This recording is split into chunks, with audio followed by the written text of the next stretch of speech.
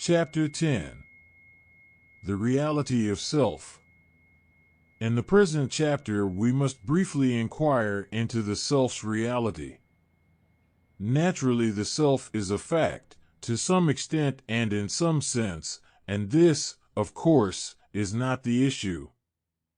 The question is whether the self in any of its meanings can, as such, be real.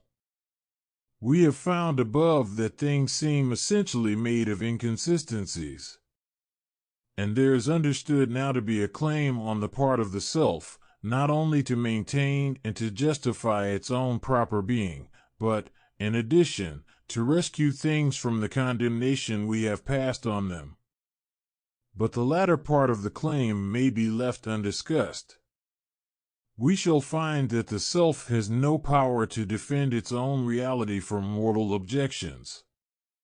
It is the old puzzle as to the connection of diversity with unity. As the diversity becomes more complex and the unity grows more concrete, we have, so far, found that our difficulties steadily increase. And the expectation of a sudden change and a happy solution, when we arrive at the self, seems hence little warranted. And if we glance at the individual self, as we find it at one time, there seems at first sight no clear harmony which orders and unites its entangled confusion. At least, popular ideas are on this point visibly unavailing.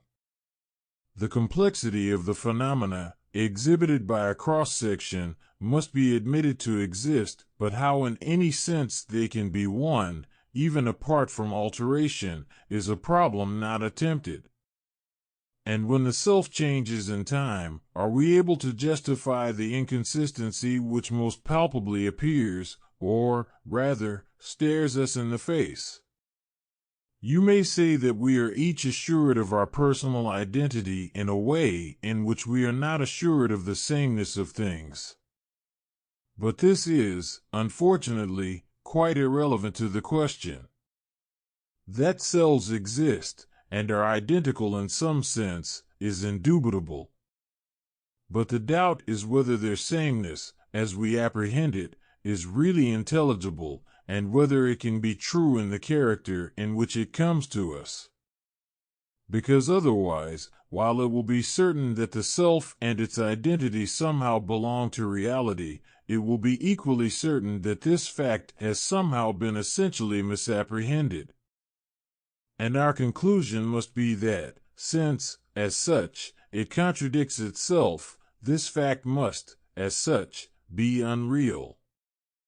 The self also will in the end be no more than appearance. This question turns, I presume, on the possibility of finding some special experience which will furnish a new point of view. It is, of course, admitted that the self presents us with fresh matter, and with an increased complication. The point in debate is whether at the same time it supplies us with any key to the whole puzzle about reality. Does it give an experience by the help of which we can understand the way in which diversity is harmonized? Or, failing that, does it remove all necessity for such an understanding? I am convinced that both these questions must be answered in the negative. For mere feeling, to begin the inquiry with this, gives no answer to our riddle. It may be said truly that in feeling, if you take it low enough down, there is plurality with unity and without contradiction. There being no relations and no terms, and yet, on the other side, more than bare simplicity, we experience a concrete whole, but no such claim can be maintained. I will begin by pointing out that feeling, if a revelation, is not exclusively or even specially a revelation of the self. For you must choose one of two things. Either you do not descend low enough to get rid of relations with all their inconsistency, or else you have reached a level where subject and object are in no sense distinguished, and where, therefore, neither self nor its opposite exists. Feeling, if taken as immediate presentation, most obviously gives features of what later becomes the environment. And these are indivisibly one thing with what later becomes the self. Feeling, therefore, can be no unique or special revelation of the self, and distinction from any other element of the universe. Nor, even if feeling be used wrongly as equivalent to the aspect of pleasure or pain, need we much modify our conclusion. This is a point on which naturally I have seen a good many dogmatic assertions, but no argument that would bear a serious examination. Why in the case of a pleasant feeling, for example, that of warmth, the side of pleasure should belong to the self, and the side of sensation to the not-self, psychologically or logically, I really do not know. If we keep to facts, it seems clear that at the beginning no such distinction exists at all, and it is clear too that at the latest stage there are some elements within the not-self which retain their original aspect of pleasure or pain. And hence we must come to this result. We could make little metaphysical use of the doctrine that pleasure and pain belong solely to the self as distinct from the not-self. And the doctrine itself is quite without foundation. It is not even true that at first self and not-self exist. And though it is true that pleasure and pain are the main feature on which later this distinction is based, yet it is even then false that they may not belong to the object.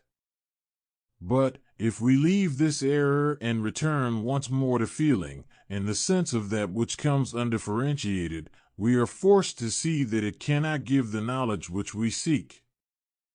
It is an apprehension too defective to lay hold on reality. In the first place, its content and its form are not in agreement, and this is manifest when feeling changes from moment to moment. Then the matter, which ought to come to us harmoniously and as one whole, becomes plainly discrepant within itself. The content exhibits its essential relativity.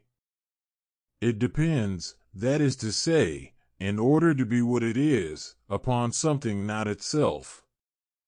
Feeling ought to be something all-in-one and self-contained, if not simple.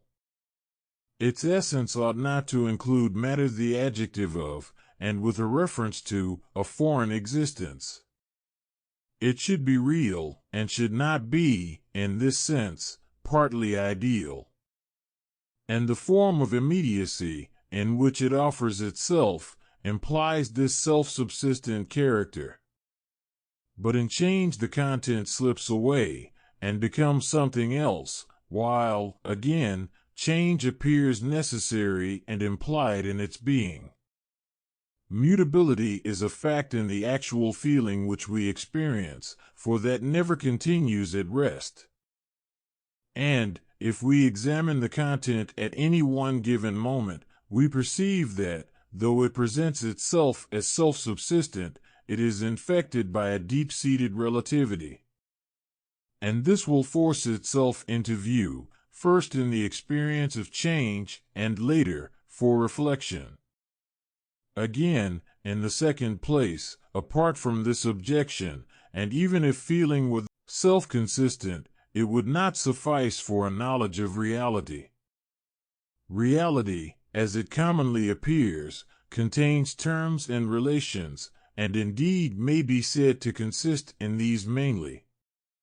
But the form of feeling, on the other side, is not above, but is below, the level of relations, and it therefore cannot possibly express them or explain them.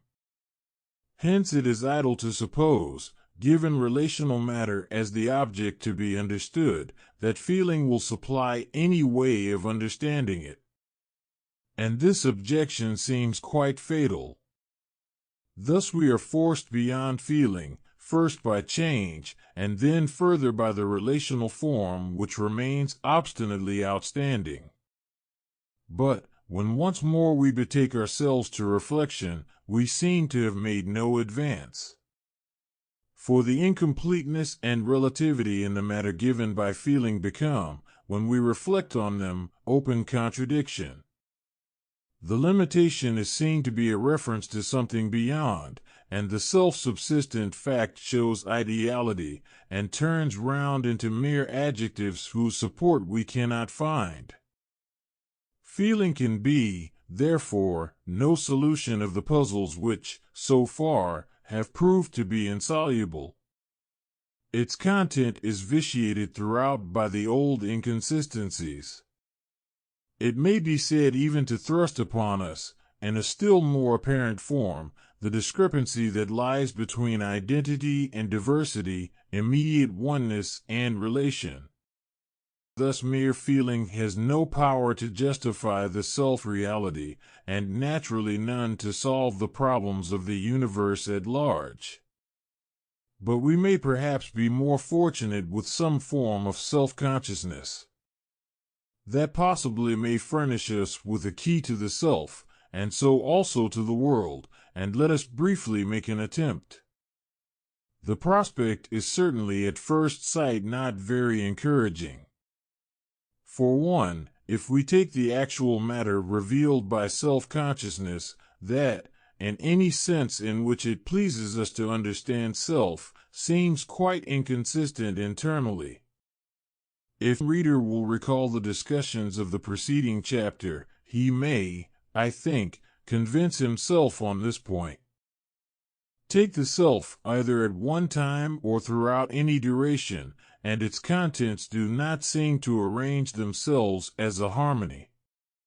Nor have we, so far, found a principle by the application of which we are enabled to arrange them without contradiction. But self-consciousness, we may be told, is a special way of intuition, or perception, or what you will. And this experience of both subject and object in oneself, or of the identity of the ego through and in the opposition of itself to itself, or generally the self-apprehension of the self as one and many, is at last the full answer to our whole series of riddles. But to my mind such an answer brings no satisfaction. For it seems liable to the objections which proved fatal to mere feeling. Suppose, for argument's sake, that the intuition, as you describe it, actually exists. Suppose that in this intuition, while you keep to it, you possess a diversity without discrepancy. This is one thing, but it is quite another thing to possess a principle which can serve for the understanding of reality. For how does this way of apprehension suffice to take in a long series of events? How again does it embrace, and transcend, and go beyond, the relational form of discursive intelligence? The world is surely not understood if understanding is left out. And in what manner can your intuition satisfy the claims of understanding? This, to my mind, forms a wholly insuperable obstacle.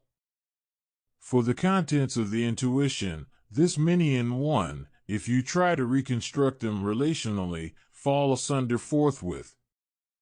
And the attempt to find in self-consciousness and apprehension at a level, not below, but above relations, a way of apprehension superior to discursive thought, and including its mere process in a higher harmony, appears to me not successful.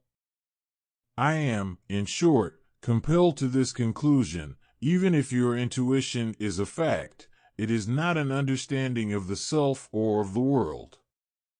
It is mere experience, and it furnishes no consistent view about itself or about reality in general.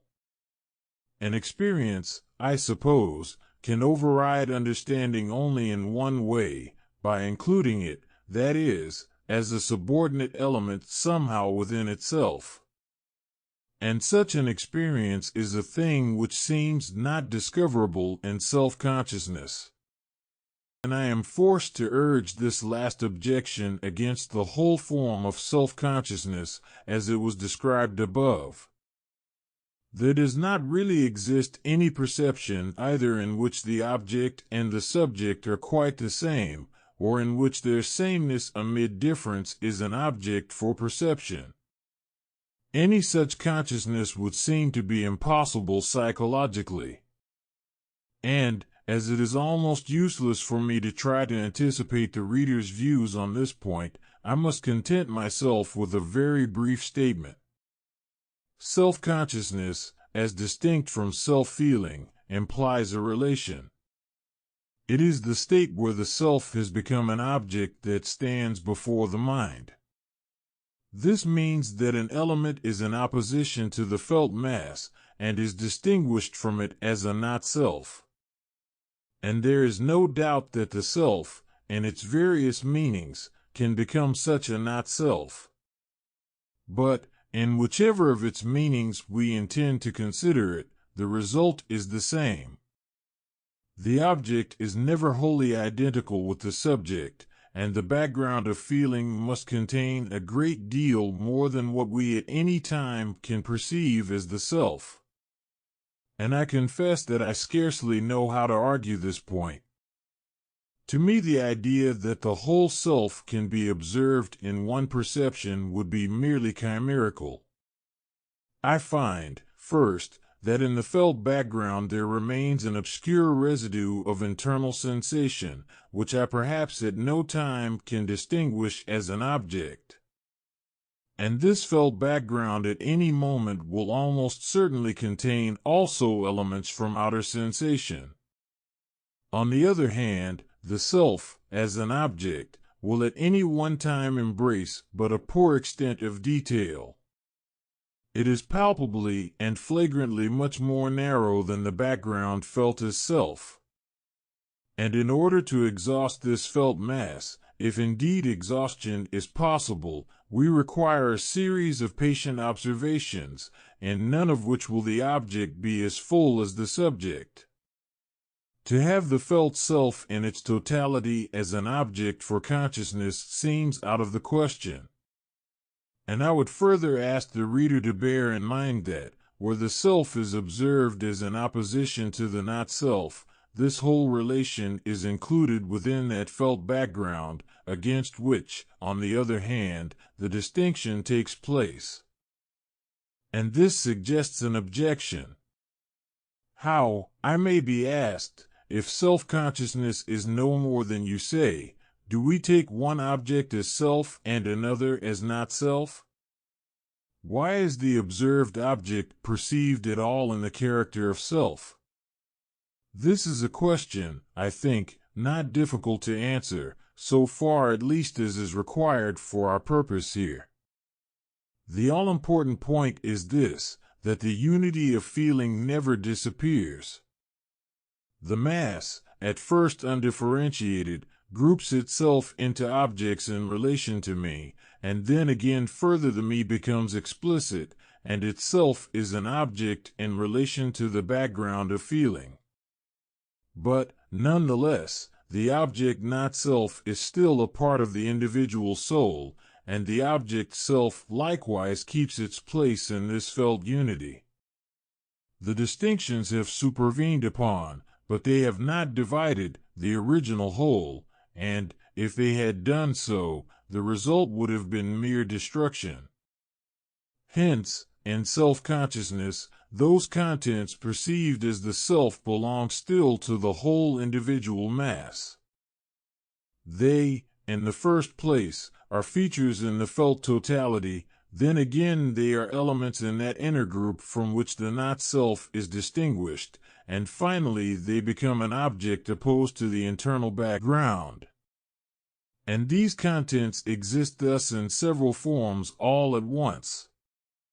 And so, just as the not-self is felt, is still psychically my state, the self, when made an object, is still felt as individually one with me.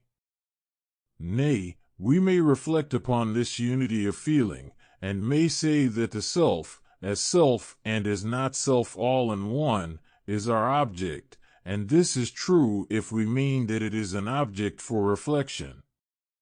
But in that reflection once more there is an actual subject, and that actual subject is a mass of feeling much fuller than the object, and it is a subject which in no sense is an object for the reflection. The feature of being not self and self in oneself can indeed be brought before the present subject, and can be felt to be its own. The unity of feeling can become an object for perception and thought, and can also be felt to belong to the self which is present, and which is the subject that perceives.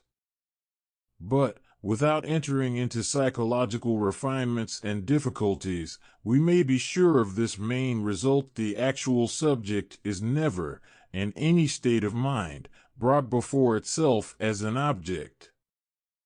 It has that before it which it feels to be itself, so far at least as to fall within its own area, and to be one thing with its felt unity. But the actual subject never feels that it is all out there in its object, that there is nothing more left within, and that the difference has disappeared. And of this we can surely convince ourselves by observation. The subject in the end must be felt, and it can never, as it is, be perceived. But, if so, then self-consciousness will not solve our former difficulties. For these distinctions, of self and of not self in one whole, are not presented as the reality even of myself. They are given as found within it, but not as exhausting it. But even if the self did what it cannot do, and guaranteed this arrangement as its proper reality, that would still leave us at a loss. For unless we could think the arrangement so as to be consistent with itself, we could not admit it as being the truth about reality. It would merely be an experience, unintelligible or deceptive. And it is an experience which, we have now seen, has no existence in fact. We found the self, as mere feeling, gave us no key to our puzzles, and we have not had more success in our attempt with self-consciousness. So far as that transcends mere feeling, it is caught in, and is dissipated by, the old illusory play of relations and qualities. It repeats this illusion, without doubt, at a higher level than before. The endeavor is more ambitious, but the result is still the same. For we have not been taught how to understand diversity in unity. And though, in my judgment, the further task should now be superfluous, I will briefly touch upon some other claims made for the self. The first rests on the consciousness of personal identity. This may be supposed to have some bearing on the reality of the self, but to my mind it appears to be almost irrelevant. Of course the self, within limits and up to a certain point, is the same, and I will leave to others the attempt to fix those limits by a principle. For, in my opinion, there is none which at bottom is not arbitrary. But what I fail to perceive is the metaphysical conclusion which comes from a consciousness of self-sameness. I quite understand that this fact disproves any doctrine of the self's mere discreteness. Or, more correctly, it is an obvious instance against a doctrine which evidently contradicts itself in principle. The self is not merely discrete, and therefore, doubtless by some wonderful alternative, we are carried to a positive result about its reality. But the facts of the case seem merely to be thus. As long as there remains in the self a certain basis of content, ideally the same, so long may the self recall anything once associated with that basis. And this identity of content, working by redintegration and so bringing up the past as the history of oneself, really this is all which we have to build upon. Now this, of course, shows that self-sameness exists as a fact, and that hence somehow an identical self must be real. But then the question is how? The question is whether we can state the existence and the continuity of a real self in a way which is intelligible and which is not ruined by the difficulties of previous discussions. Because, otherwise, we may have found an interesting fact, but most assuredly we have not found a tenable view about reality. That tenable view, if we got sight of it, might show us that our fact had been vitally misapprehended. At all events, so long as we can offer only a bundle of inconsistencies, it is absurd to try to believe that these are the true reality. And, if anyone likes to fall back upon a miraculous faculty which he discovers in memory, the case is not altered. For the issue is as to the truth either of the message conveyed, or of our conclusion from that message. And, for myself, I stand on this. Present your doctrine, whatever it is, in a form which will bear criticism, and which will enable me to understand this confused mass of facts which I encounter on all sides. Do this, and I will follow you, and I will worship the source of such a true revelation. But I will not accept nonsense for reality, though it be vouched for by miracle, or proceed from the mouth of a psychological monster. And I am compelled to adopt the same attitude towards another supposed fact. I refer to the unity in such a function as, for instance, comparison. This has been assumed to be timeless, and to serve as a foundation for metaphysical views about the self.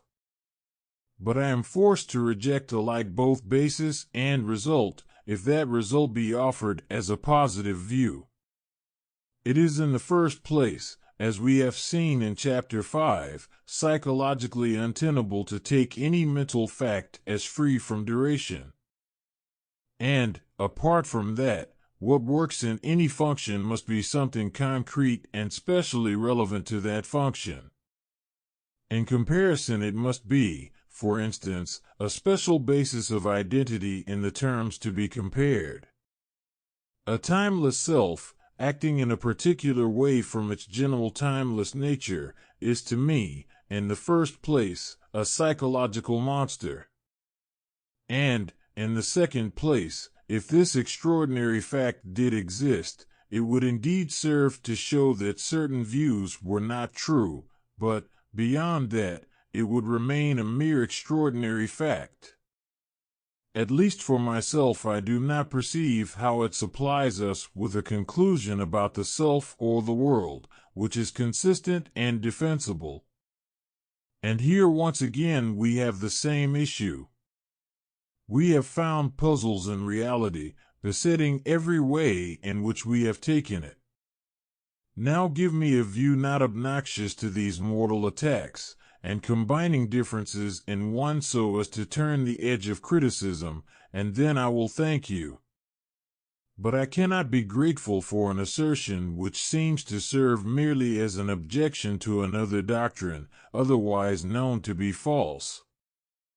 An assertion which, if we accepted it as we cannot, would leave us simply with a very strange fact on our hands. Such a fact is certainly no principle by which we could solve the riddle of the universe. I must next venture a few words on an embarrassing topic, the supposed revelation of reality within the self as force or will. And the difficulty comes, not so much from the nature of the subject, as from the manner of its treatment. If we could get a clear statement as to the matter revealed, we could at this stage of our discussion dispose of it in a few words, or rather point out that it has been already disposed of. But a clear statement is precisely that which, so far as my experience goes, is not to be had. The reader who recalls our discussions on activity will remember how it literally was riddled by contradictions. All the puzzles as to adjectives and relations and terms, every dilemma as to time and causation, seemed to meet in it and there even to find an addition. far from reducing these to harmony, activity, when we try to think it, fell helplessly asunder or jarred with itself. And to suppose that the self is to bring order into this chaos, after our experience hitherto of the self's total impotence, seems more sanguine than rational. If now we take force or cause, as it is revealed in the self, to be the same as volition proper, that clearly will not help us. For in volition we have an idea, determining change in the self, and so producing its own realization. Volition perhaps at first sight may seem to promise a solution of our metaphysical puzzles. For we seem to find at last something like a self-contained cause with an effect within itself. But this surely is illusory. The old difficulties about the beginning of change and its process in time, the old troubles as to diversity in union with sameness, how is any one of these got rid of, or made more tractable? It is bootless to inquire whether we have found a principle which is to explain the universe.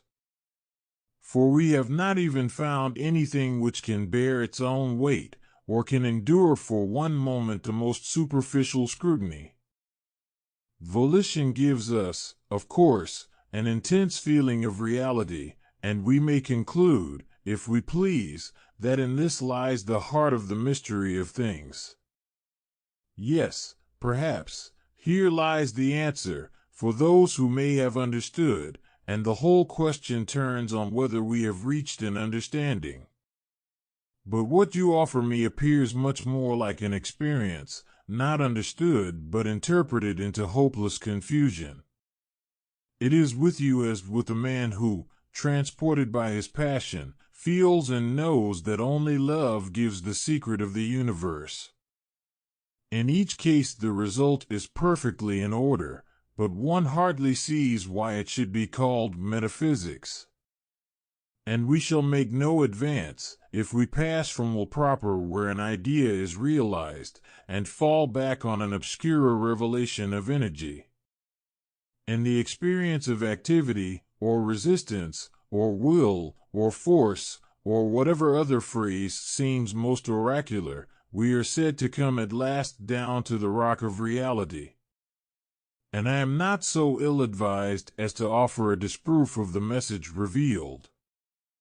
It is doubtless a mystery, and hence those who could inform the outer world of its meaning are for that very reason compelled to be silent and to seem even ignorant. What I can do is to set down briefly the external remarks of one not initiated. In the first place, taken psychologically, the revelation is fraudulent. There is no original experience of anything like activity, to say nothing of resistance. This is quite a secondary product, the origin of which is far from mysterious, and on which I have said something in the preceding chapter. You may, doubtless, point to an outstanding margin of undetermined sensations, but these will not contain the essence of the matter. And I do not hesitate to say this, where you meet a psychologist who takes this experience as elementary, you will find a man who has not ever made a serious attempt to decompose it, or ever resolutely faced the question as to what it contains. And in the second place, taken metaphysically, these tidings, given from whatever source, are either meaningless or false. And here once again we have the all-important point. I do not care what your oracle is, and your preposterous psychology may here be gospel if you please. The real question is whether your response, so far as it means anything, is not appearance and illusion. If it means nothing, that is to say, if it is merely a datum, which has no complex content that can be taken as a principle, then it will be much what we have in, say, pleasure or pain. But if you offered me one of these as a theoretical account of the universe, you would not be even mistaken, but simply nonsensical. And it is the same with activity or force, if these also merely are, and say nothing. But if, on the other hand, the revelation does contain a meaning, I will commit myself to this: either the oracle is so confused that its signification is not discoverable, or, upon the other hand, if it can be pinned down to any definite statement, then that statement will be false.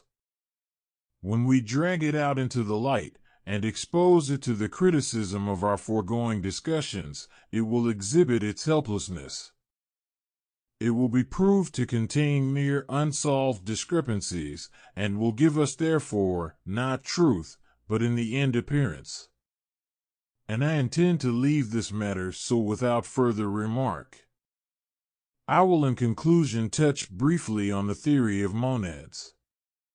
A tenable view of reality has been sought in the doctrine that each self is an independent reality, substantial if not simple. But this attempt does not call for a lengthy discussion. In the first place, if there is more than one self in the universe, we are met by the problem of their relation to each other. And the reply, why there is none, we have already seen in Chapter 3, is no sufficient defense. For plurality and separateness without a relation of separation seem really to have no meaning. And, from the other side, without relations these poor monads would have no process and would serve no purpose. But relations admitted again are fatal to the monad's independence.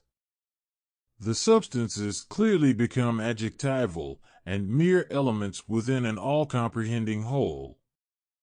And hence there is left remaining for their internal contents no solid principle of stability. And in the second place, even if this remained, it would be no solution of our difficulties. For consider, we have found, so far, that diversity and unity cannot be reconciled. Both in the existence of the whole self in relation with its contents, and in the various special forms which that existence takes, we have encountered everywhere the same trouble. We have had features which must come together, and yet were willing to do so in no way that we could find. In the self there is a variety, and in the self there is a unity, but, in attempting to understand how, we fall into inconsistencies which, therefore, cannot be truth. And now in what way is the monadic character of the self, with whatever precise meaning, if with any, we take this up, about to assist us? Will it in the least show us how the diversity can exist in harmony with the oneness? If it can do this, then I would respectfully suggest that it should do it. Because, otherwise, the unity seems merely stated and emphasized, and the problem of its diverse content is either wholly neglected or hidden under a confusion of fictions and metaphors. But if more than an emphasis on the unity is meant, that more is even positively objectionable. For while the diversity is slurred over, instead of being explained, there will be a negative assertion as to the limits within which the self's true unity falls. And this assertion cannot stand criticism. And lastly, the relation of the self to its contents in time will tend to become a new insoluble enigma.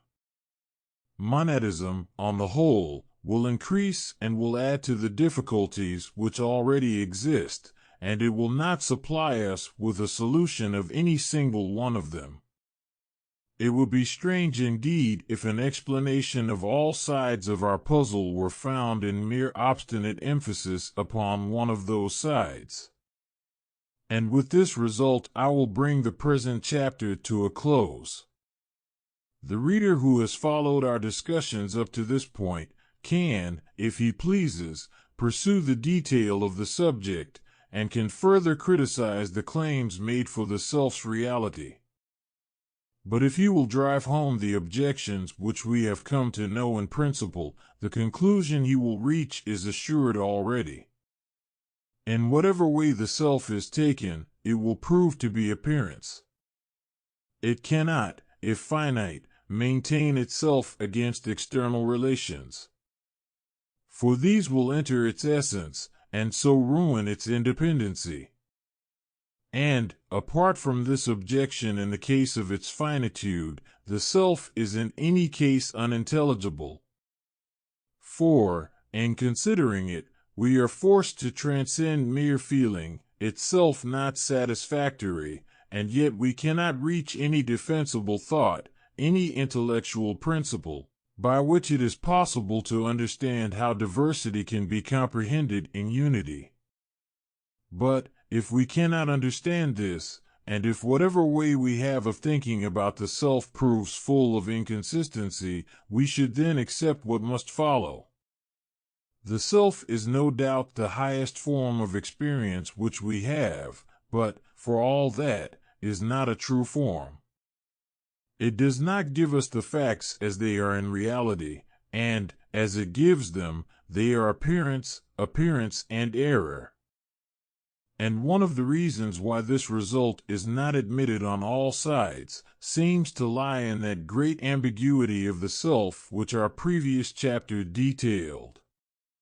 Apparently distinct, this phrase wavers from one meaning to another, is applied to various objects, and in argument is used too seldom in a well-defined sense. But there is a still more fundamental aid to obscurity. The end of metaphysics is to understand the universe, to find a way of thinking about facts in general which is free from contradiction. But how few writers seem to trouble themselves much about this vital issue. Of those who take their principle of understanding from the self, how few subject that principle to an impartial scrutiny. But it is easy to argue from a foregone alternative, to disprove any theory which loses sight of the self, and then to offer what remains as the secret of the universe, whether what remains is thinkable or is a complex which refuses to be understood.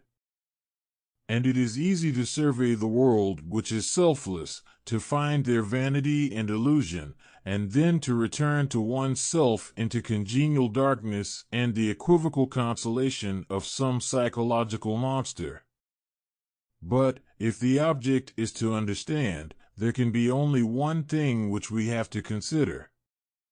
It does not matter from what source our principle is derived. It may be the refutation of something else, it is no worse for that. Or it may be a response emitted by some kind of internal oracle, and it is no worse for that. But for metaphysics a principle, if it is to stand at all, must stand absolutely by itself. While wide enough to cover the facts, it must be able to be thought without jarring internally. It is this, to repeat it once more, on which everything turns. The diversity and the unity must be brought to the light, and the principle must be seen to comprehend these.